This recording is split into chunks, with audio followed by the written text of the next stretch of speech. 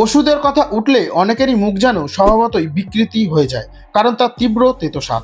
ছোট থেকে বড় প্রায় সকলেই একবার না একবার ওষুধ খেয়ে মুখ বাঁকিয়েছেন। তবে কখনো ভেবে দেখেছেন ওষুধ কেন তেতো হয়? অনেকেই ভাবেন তেতো ওষুধই বেশি কার্যকর, কিন্তু আদৌ তা কি সত্যি?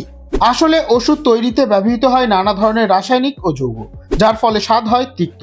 এই উপাদানগুলির মধ্যে অনেকটাই প্রাকৃতিক উদ্ভিদ থেকে সমৃদ্ধ, আবার কিছু কিছু তৈরি হয় শিল্প প্রক্রিয়ায়।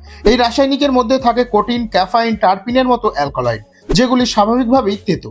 এই যৌগগুলি শরীরে প্রবেশ করে বিভিন্ন অঙ্গের উপর প্রভাব ফেলে এবং রোগ প্রতিরোধে সাহায্য করে। কিন্তু মুখে ঢোকার সময় যখন আমাদের স্বাদগ্রাহী কোষের সংস্পর্শে আসে, তখনই অনুভূতি হয় তীব্র তেতো স্বাদে।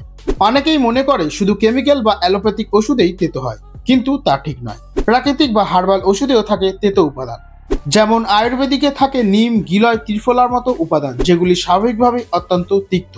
তবে ওষুধ যত বেশি তেতো তত বেশি কার্যকর এমন কোনো ভাবার কারণ নেই। কোন ওষুধ কতটা কার্যকর হবে তা নির্ভর করে সঠিক মাত্রায় খাওয়ার উপর, তেতো স্বাদের উপর নয়।